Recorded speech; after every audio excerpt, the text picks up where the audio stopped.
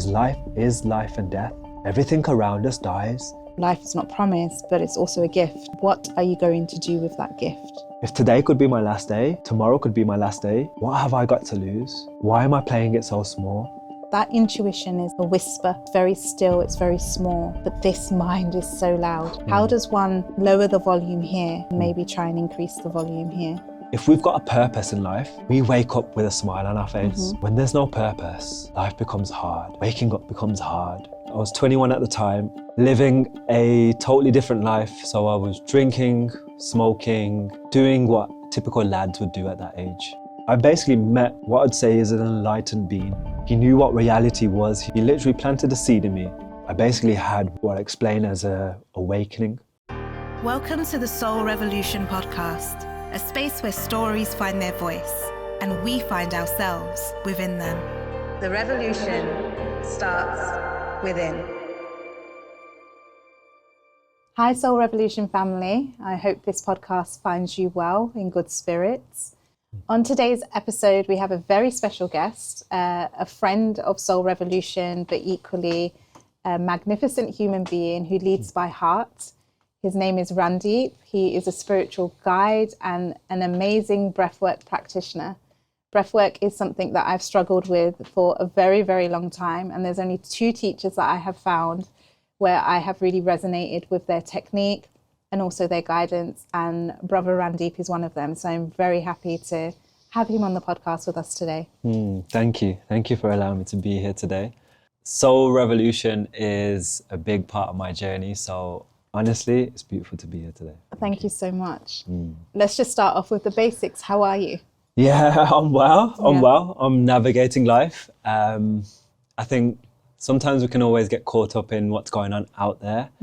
But I think within myself, I'm actually in the best place that I've been in for a long time. So yeah, I've been navigating the different seasons of life. There's been many ups and downs this year, but also I feel like this year is the start of something special. It's kind of like a new beginning, 2025. So yeah, that's how I'm feeling. Lovely. It's wonderful to hear. And is that new beginning, has it come with a shedding process, or have you just gone into your new beginning this year? What do you feel? So I've been shedding for a long time. How I feel like is we're kind of like an onion, and we're constantly peeling off layers and layers and layers, all the way until we kind of reveal what's in the middle.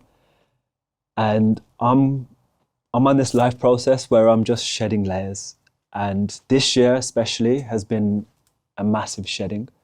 Like I started the year in a beautiful high, had a beautiful event just on New Year's Eve, came into this year like on a really super high, and then life came along and kind of brought me back down.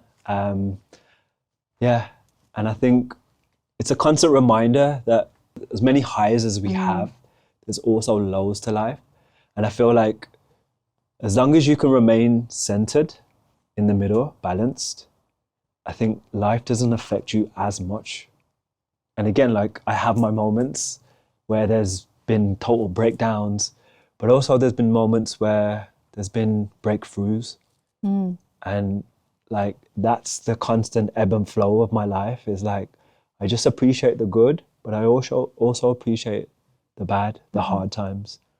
And I think just knowing that that's how life is, it's a roller coaster, it's not one straight path, it helps you to navigate a lot more softer.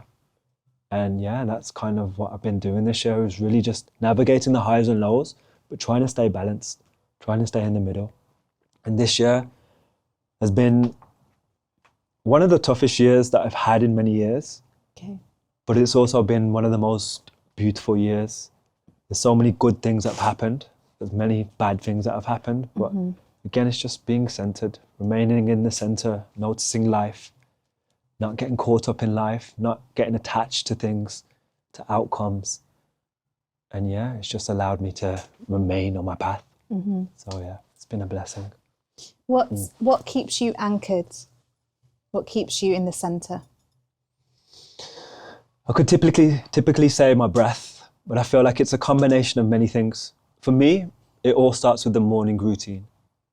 If my morning routine is kind of out of balance, then maybe the rest of my day can fall out of balance. But if my morning routine is locked in, honestly, I have the most powerful days. And a morning routine is just simple as waking up, splashing some cold water on your face to awaken yourself, sitting in prayer for 10, 20 minutes, breathing, getting to the gym, having a cold shower, and that's it. It's literally as simple as that. But those 2 hours of my day, they bring balance to the rest of my day.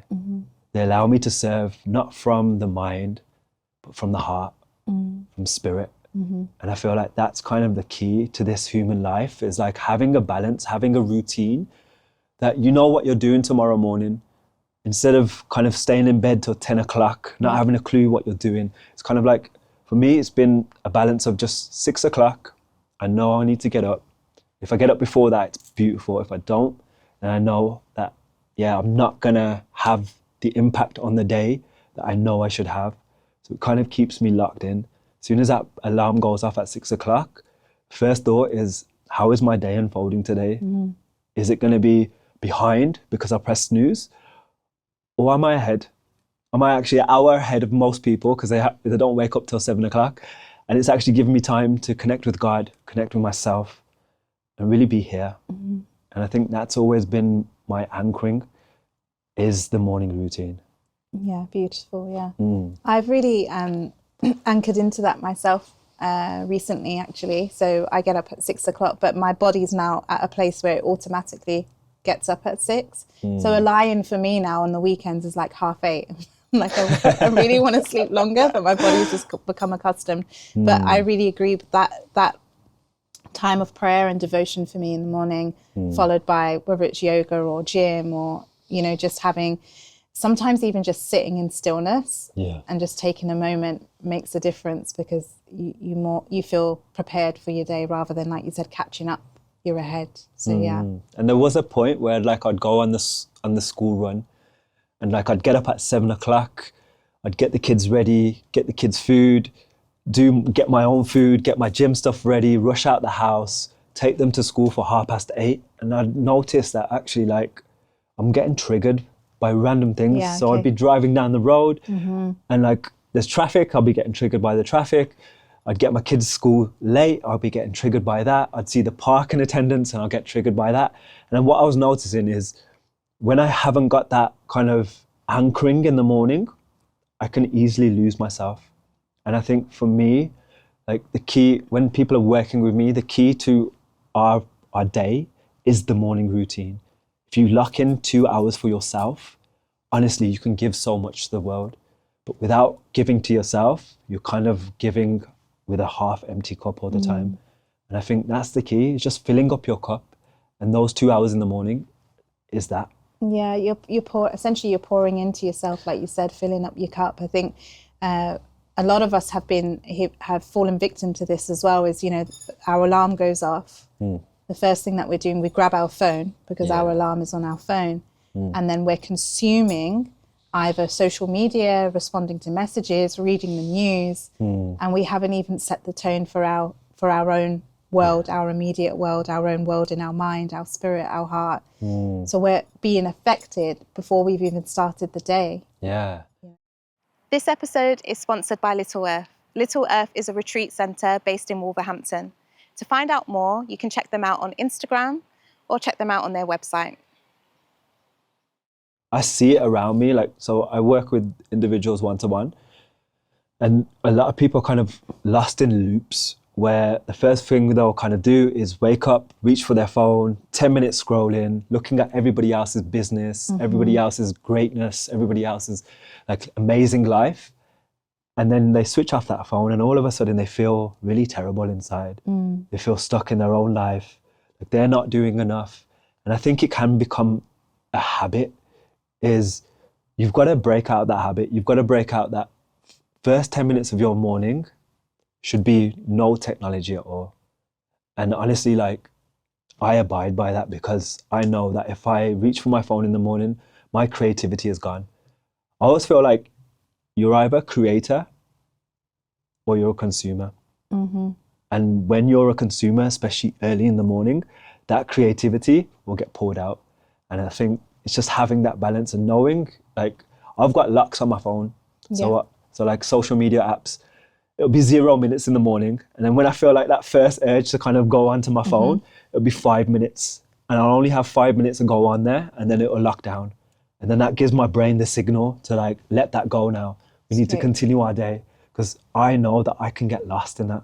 5 minutes becomes 10 minutes, 10 minutes becomes 20 minutes. Before you know it, you've lost a whole hour. Yeah. So like for me, having a lock on your phone has been super important. So. Yeah, that's great. That's great advice. I think because it happens to all of us, you know, that even the most disciplined person will find themselves just scrolling. It's addictive. So I think that's great advice to have locks on your phone, so to speak. Yeah. Literally. And I think we all got that addiction to quick dopamine. Yeah. It's kind of what it is. If we look at the science behind it, we're having that quick hit. And let's say 10, 20, 30 years ago, to get that hit, you had to do something physical or do something that was going towards your goals, your dreams, your aspirations. You had to achieve something. And now we've got the ability that we don't have to achieve anything. We can literally put on our phone, go onto this app, and we feel like this quick rush, this quick goodness. It doesn't last. It lasts maybe a couple of minutes. By the time we put our phone down, that feeling of like goodness has disappeared, and it's like we're empty again. And we can just constantly find ourselves going back to that. So it's kind of like having that space where you're achieving goals, where actually you're achieving good dopamine. So for me, like I get my dopamine when I hit the cold shower, when I hit the gym in the morning. I feel good about myself. I know I've achieved something. If I write in my journal, I write a page, I feel good about myself because I know I've done something for the day for myself. There's many examples that we can use, but it's replacing that cheap dopamine with real dopamine. Yeah, sure. I think that's where their breakthrough kind of comes through, and you start to let go of your phone. But again, like we are all addicted to something. Yeah, like absolutely. we all have our vices, whether it's our phone, whether it's sugar, whether it's the simple things like that. We all have our vices, but it's just having control on top of these vices. So you're not getting consumed and you're not getting sucked away. I think that's kind of the balance that I try to achieve anyway. Yeah. So tell me how long you've been on this journey then, like this path that you've been on, whether you want to call it your spiritual path or an awakened path or a conscious path, whatever, resonates with you, but how long, what was your journey to get here? So I feel like I've been on this journey for a long time, a while, but also I haven't. So in 2011, my dad passed away, and I was 21 at the time. I was a law degree student at Wolverhampton University, living a totally different life. So I was drinking, smoking, doing what typical lads would do at that age. And I was 21 at the time. And my dad passed away, and I basically buried my head into the sand, and I started drinking more. And anyway, we had to take his ashes to India, and we was there for 4 weeks. And when I was there, something really shifted, something really got planted. And how I always explain it is like, I basically met what I'd say is an enlightened being, a yogi. There's many different names for it, but he was basically awake. He knew what reality was. He knew beyond his five senses. Where did you meet him? In my village in India. Right, okay. Yeah, so was it just like a chance meeting or? So how it actually happened, like I would go to the gym every day, which there's like one gym in my village, and right next door to the gym was basically a guy that was living in a hut, a little yurt, probably way smaller than this. And on a daily basis, I'd go past. One of the days I'd give him some money. One of the days I brought him some food. One of the days I brought him some water. A few days into it, he stopped me on the way to the gym, and he's like, "When you finish your gym, come see me. I've got something for you." So I thought, okay, that makes sense. Okay. So I finished the gym. I knocked on his door. He opened his door, and I looked inside. It was like basically like really, I wouldn't say dirty, but really dark, really small, really kind of damp. I sat in the space, and he was like, "Okay, I've got something for you today. You're going to close your eyes. You're going to put your phone to the side, And we're going to sit here for 5 minutes. That's it. That's all you have to do. At that point in my life, I was like, what is this? Like, it doesn't make any sense at all. So I sat there, a couple of minutes in, I'm opening my eyes, I'm looking at my phone over there, and I'm like, my mind is going wild. I'm thinking about my dad, I'm having all these emotions pop up. And he's still sitting there with his eyes closed. Okay, a few minutes more passed, he opens his eyes, and he was like, how was that? I was like, how was what? He made me sit there for no reason. There was no conversations going on. There was nothing going on. How was what? And he's like, how was that? What was happening when you closed your eyes? I said, I couldn't close my eyes because I wanted to do something out there. My mind was thinking about my dad. I was thinking about all the emotions, what I've eaten today. There's so much going on inside of me. And he's like, that's your first lesson. Your problem is that. And at that point, I never took it in. It never like really clicked. It took many years for that lesson to really click in. And from there, like the next day, he called me into his hut. He showed me some yoga moves. He showed me some stretches for the body. He's like, you've got this big body, you've got this muscular body, but are you stretchy? And he showed me all these stretches, and I couldn't do it. Yeah. Honestly, couldn't do it. And then one of the days I came in, and he told me to fast. So he said, all right, I want you to bring food for us tomorrow. We're going to eat it together. But after now, you're not going to eat anything for 24 hours for the next day. So yeah, it can't be that hard. Let's do it. So I agreed to him. I went home, and that night I ate. And I went back the next day, and I said to him, I fasted. He looked me straight in the eyes and he said, look, this is what you ate. This is what time you ate. I know exactly what you did. You can't lie to me. And I think that's when it really like dawned that this man is actually like special in his own way. That actually like my intellectual mind looks down on him and thinks like he hasn't got much, he doesn't have a lot going on for him. But actually within himself, he's actually a powerful person. And that day, he basically sat me down and he said, all right, 5 minutes, we're gonna breathe. So we breathed. I felt this vibration come up my body. I felt tingling sensations. My mind went quiet. I saw visuals, I saw colors. And I come out of this breathing and I was like, what the hell was that?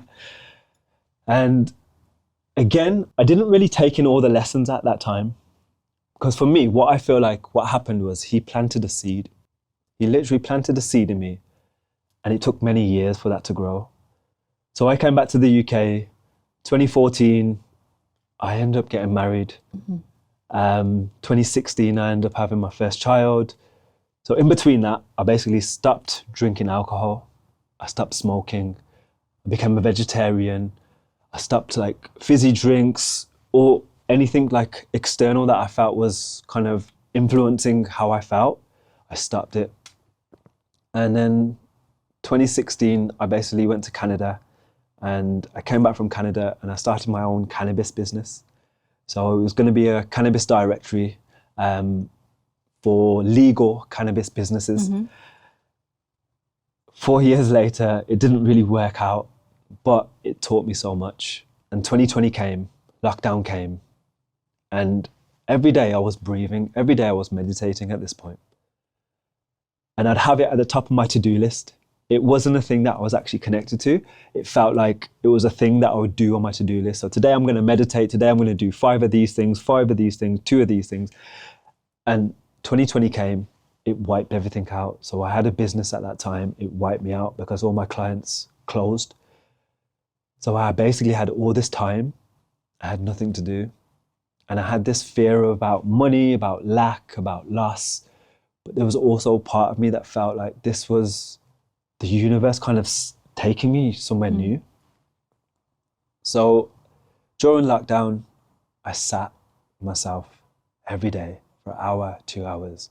There was no to-do list anymore. It was just becoming a part of me. And somewhere in between 2020, I basically had what I explain as a awakening. So I came out of my body, and I was no longer a mind, I was no longer a body. I was everything. I was nothing, but I was also everything. And like, I could never explain that to people. And it took many like weeks for me to come down. And like my wife was like taking care of me at this time after I went through that experience. I thought I went mad. I thought I actually lost my mind. And kind of now I can look back and say like it was kind of like my energy awakening, my Kundalini energy kind of awakening. But at that time I had no explanation. And then I met a beautiful brother, Omen, and he came, let me take it back, sorry. So okay, after that awakening, there was a question that was on my mind every day. And the question was, who am I? So every day I would sit with myself and I would question my mind, who am I? Who am I? Who am I? Who am I? And my mind would distract me, pull me over there, thinking about something else, and I'd bring it back, who am I? And I got to a point where my mind got so annoyed with that question that it turned around and it showed me a mirror.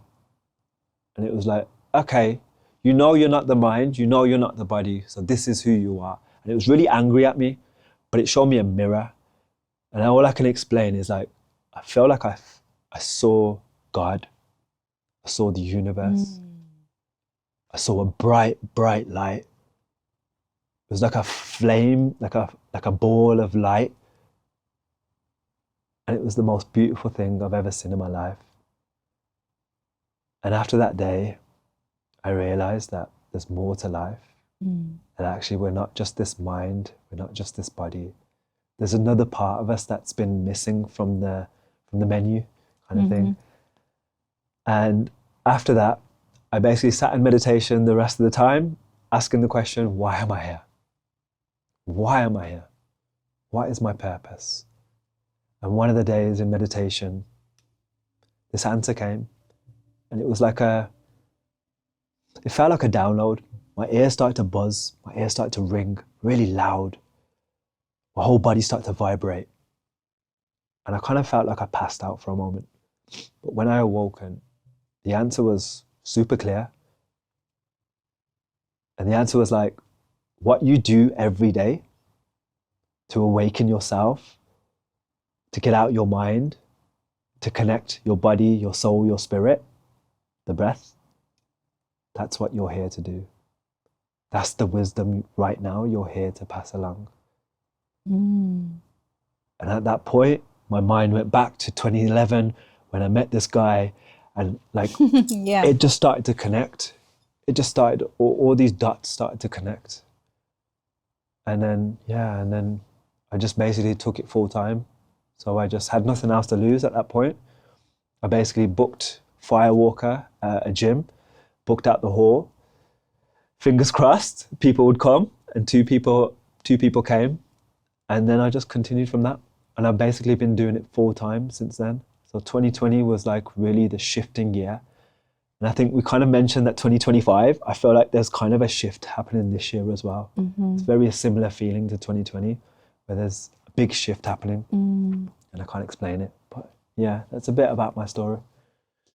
If you're enjoying this episode, please like, share, comment, and subscribe. We'll be deeply appreciative. Join our revolution. The revolution starts within. I wanted to hit on something, but you mentioned Amen, and then we digress. You went back. So should we bring Amen into the fold? Yeah. Okay. So during when I was holding space at Firewalker Gym, this first venue that I really got blessed to hold space from, I was holding one-to-ones, and one of the days I was holding a one-to-one and had incense on, and Omen, at that point I didn't know him, he walked past and he could smell the incense. And he's like, what, in this gym there's incense? Like, it doesn't make sense.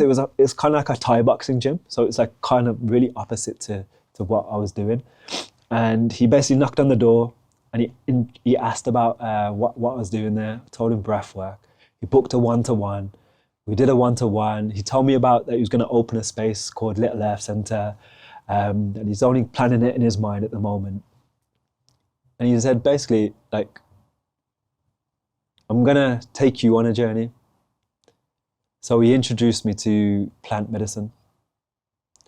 And plant medicine really opened many doors for me. I feel like I was at stage 1 with breathwork at that point. He kind of advanced my growth spiritually, mentally, physically, just the ability to hold space, just to be present. Like, for example, in one of my first journeys that I had with plant medicine, I was lying there and I had these voices come over me. They were like, how many times are you going to be on this side of the mattress? You've come into this lifetime to be on the other side of the mattress, not this one. Mm-hmm. You should be holding the space. You should be doing, and I had all these voices. And I think from those experiences, just advanced my growth. So I always say, like, I owe that brother a lot because, yeah, he's brought so much into my life, and he's the reason why we're in this space. And like, yeah, he's an amazing soul, and honestly, like, he's a beautiful brother to me as well. So yeah, so that's been wonderful. When you were speaking about you know, like your journey and your morning routine, what you're doing, I guess, is you're helping people create that. So on your one-to-ones and in your groups, I think what you're doing is you're helping people create a steady foundation. That's what I'm hearing.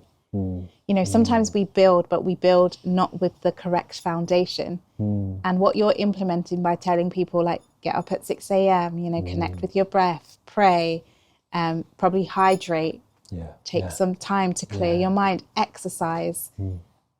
You're building a really solid foundation for people. So once they've got that kind of in place, then anything is possible from that, right? Yeah. And I guess the great thing is that you've experienced it firsthand. I was watching a podcast a while ago, and they said the gentleman that was being interviewed said he encourages people when they're going into their new start. He breaks up the word new and start. So I'm going to try and remember it, but it reminded me a lot of what you were saying. So N stands for nutrition. E is exercise. W is water. S is sunlight. T is temperance. A is air. R is rest. And T is trust. Oh, wow. Yeah, so new start. I thought that was really effective. But in hearing you talk about your journey and what you teach and what you kind of implemented, I guess, from this yogi, that's what it feels like. It felt like he gave you a new start, and then you've got all these different modalities and you bring them together and you're like, here's your new start to people, you know, and that's what you're helping them on. Yeah, and I think that's really important as well, is having that strong foundation. I think especially like in this spiritual community, people can kind of like straight away go into psychedelics, plant medicine, but I feel like the key to even entering those realms is having a strong foundation. And that means like building connection with meditation, building connection with your mind, knowing what your mind is, because when you can come into those spaces, you can end up going in a dark place because we haven't dealt with ourselves, we haven't dealt with our minds, with our traumas. And I feel like having a strong foundation means kind of dealing with your traumas, dealing with parts of yourself that are letting yourself down, dealing with heartbreak, loved ones, like your relationships around you. And then if you enter the psychedelic space with that, honestly, your experience unfolds massively.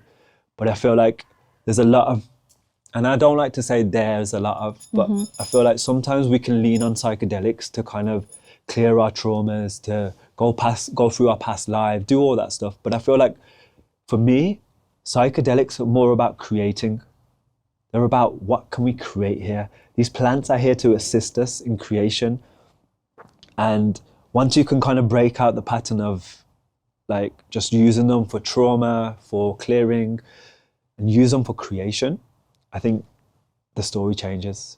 And having that strong foundation where you've built meditation practices, exercise, like you say, breathing, air, food, having the right diet, supplementation, water. There's many different elements that build a strong foundation.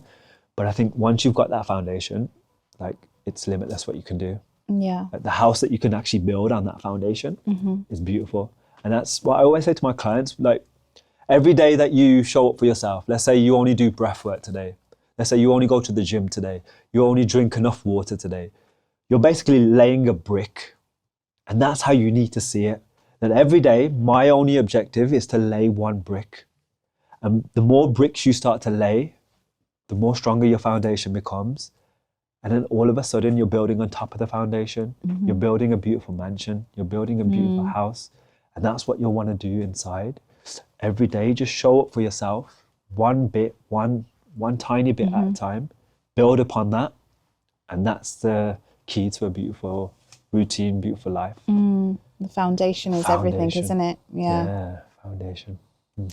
You said that this year has brought a lot of joy, but also quite some hardships. Can we explore some of the joys and also some of the hardship? Yeah. So the hardship, I started the year January the 2nd, and my car got stolen on my drive. Because we had the key in the car, because we had the key in the car, we didn't get insurance money back for it. And it was a really tough loss. And it took us many months to get back onto our feet.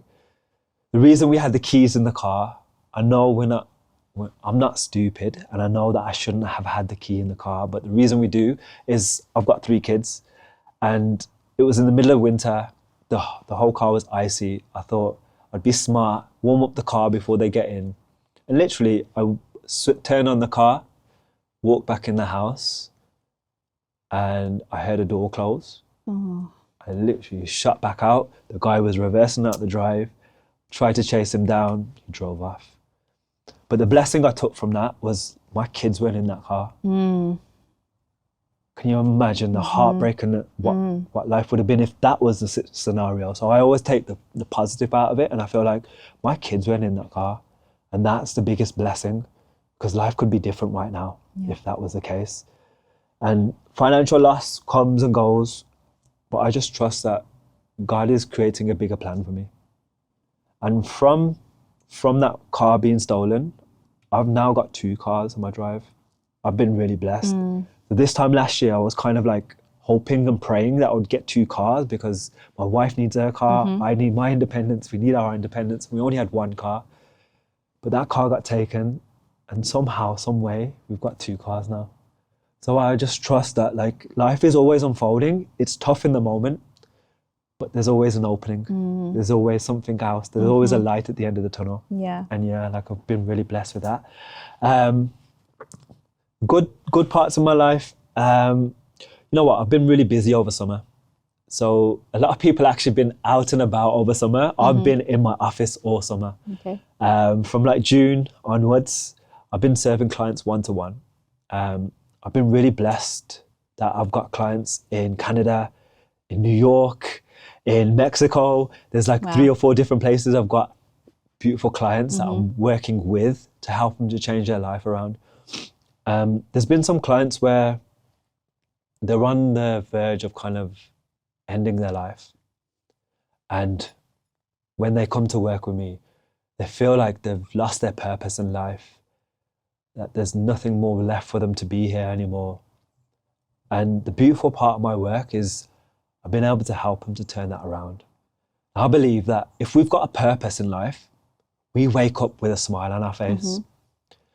When there's no purpose, life becomes hard. Waking up becomes hard. Having a meaningful life becomes hard.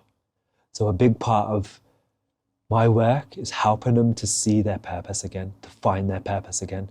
And again, it always starts with the foundation, having a strong foundation. So we just start with the simple things, changing their diet, adjusting their diet, changing their daily routines, supplementation, exercise, the really basics. But what starts to happen is the energy starts to build inside, the capacity starts to build inside. And instead of being lost in their daily routines, giving their energy away to work, giving their energy away to the people that they don't even like, they start to hold that energy in, and they start to go to the gym instead of having an argument over the phone with someone. They now lock that person off, and they use that same energy to go to the gym, and that builds more energy, that builds more capacity. And that's what it is. Like, so for me, like, I've been really lucky over summer to be serving beautiful clients from all over the world. Honestly, I don't know how it's happened, but like, yeah, I've been really blessed. Beautiful, wonderful. I know that you work with the 4 archetypes. I'd love to get into that with you and how you bring that in for your one-to-one clients, and, you know, for anybody that might be watching that may not know what that even is. It'd be great for you to unpack that. Okay. So the 4 archetypes. So we've got the one at the top is the king. Okay. So the king is the business side of things, the physical side of things, the side of you that wants to build kingdoms, the side of you that wants to kind of conquer the world, right? You need that side of yourself as well. So then to the right, we've got the warrior. So that is the body. That's looking after this, making this strong, being strong in the physical, being strong in the mental. I'm a firm believer that we should always, as men, we should be strong. We should be able to look after our family, take care of the ones around us, take care of society. We should be the ones that are pillars in the society. We shouldn't be weak. So that's that archetype. We've got the warrior. Then we've got the sage, the spiritual side of us, the soul, the spirit. And this is our connection to the universe, to God, to the earth. This is a connection to all. And then we have the lover. And that's the family side of things, the friends, the family, taking care of the ones around you, right? Then we have a 5th one. And the 5th one unveils itself in the middle. But what I always say, you have to have all 4 in balance for the 5th one to unveil. The 5th one is the soul, the spirit, is yourself, is your intuition. Now, people always ask me, how do I connect to my intuition? Simplest way is connecting all 4 archetypes. So let's say, okay, the king, how do we connect to the king? We have aspirations, we have goals, we have ambitions, things that we want to do in this lifetime, things that we want to succeed in, right?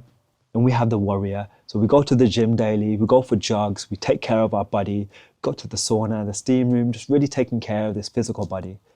Then we have the sage. So we're connecting to spirit, we're meditating, we're praying, connecting to God, connecting to ourselves. Then we have the lover.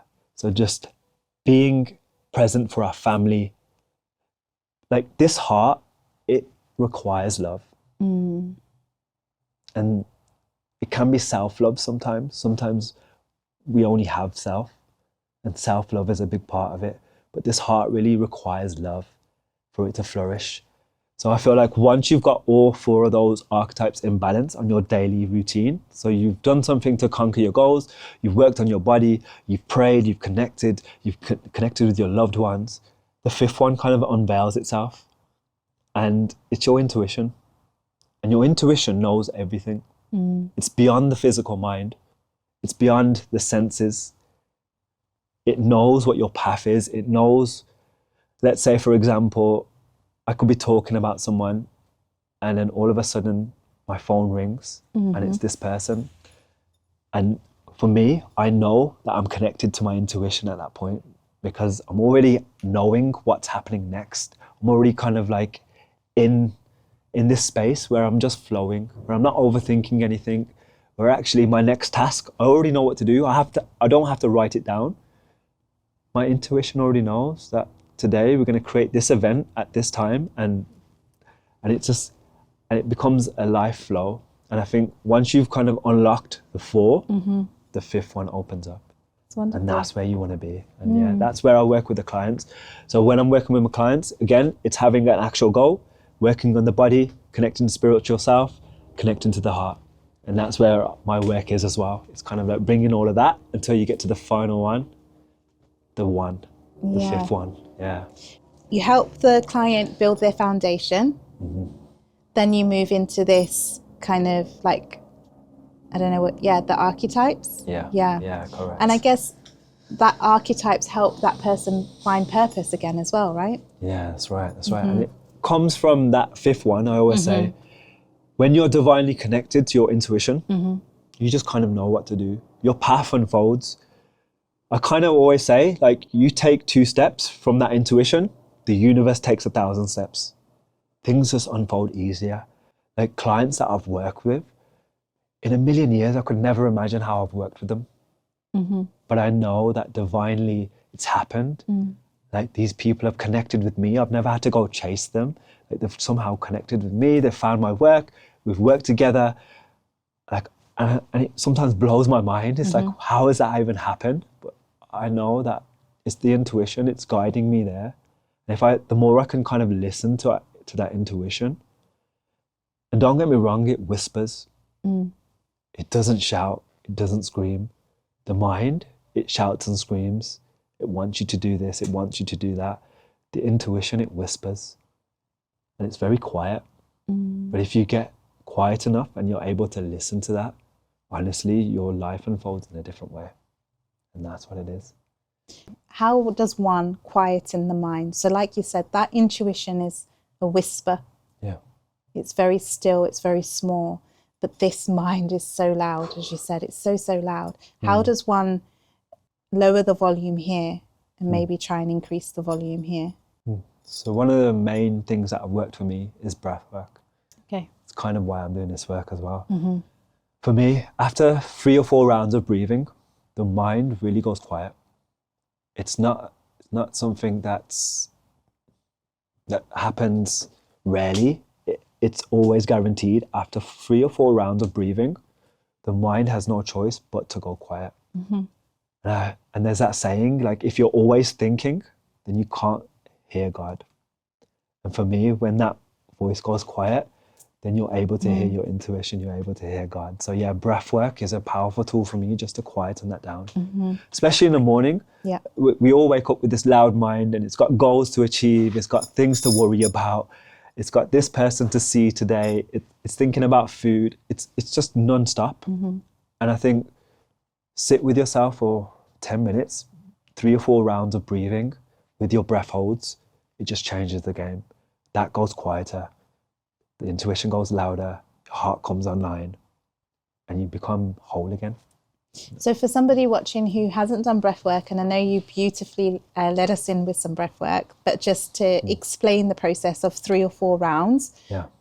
So I've come to you, I've not got access to your videos or anything like that, but I want to do breath work by myself. How would you guide me to do 3 or 4 rounds? What does that look like for me? Okay, so I'd keep it really simple. So I'd say to you, put on some good music, some music that you enjoy, that's not too lyrical, that maybe is a bit more instrumental than lyrics. Put it on in the background and start to breathe alongside it. Literally, in for 2, out for 2, in for 4, out for 4. Whatever the rhythm of the music is, follow your breath alongside the music. So sometimes we can find rhythms where I think it's 80 BPM and there's 120 BPM. So the different speeds of music. So you just kind of breathe alongside the speed of the music. And what I'd say to you, really simple, in through the mouth like a straw, out of the mouth like a sigh of relief. It shifts the chemistry in the body. It quietens the mind. It brings you back into your heart.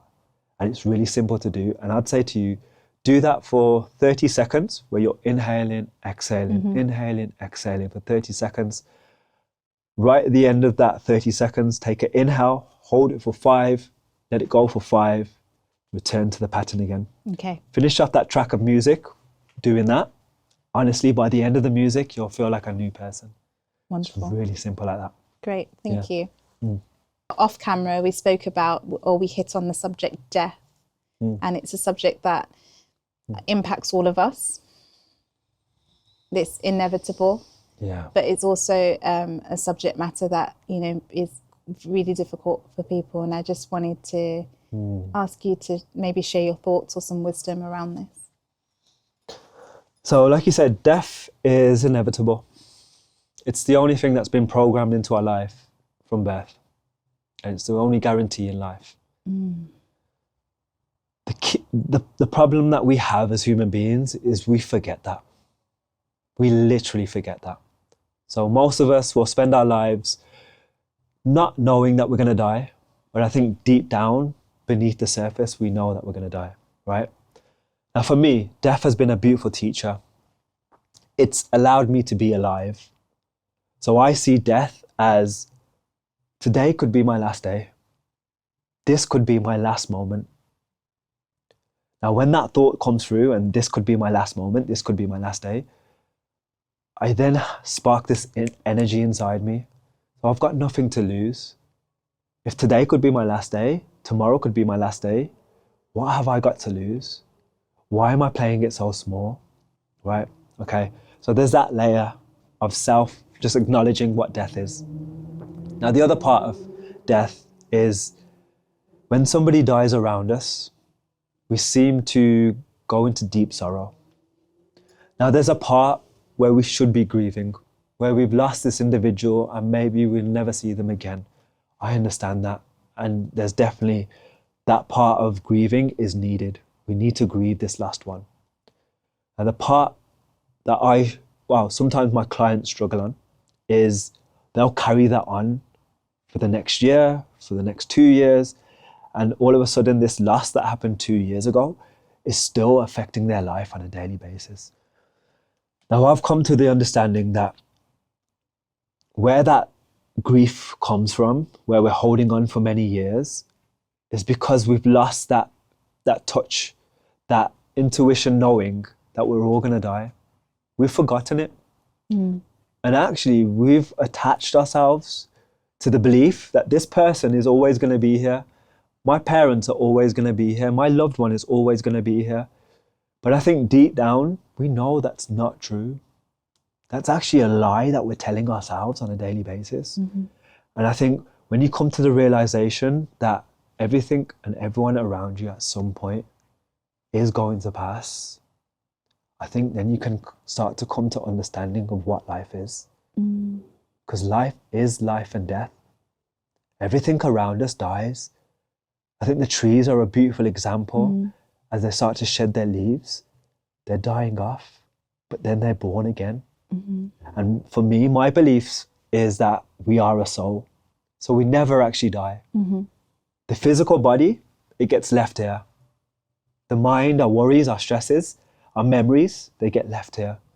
But the part of us that stays alive and is alive forever and ever is our soul, our spirit.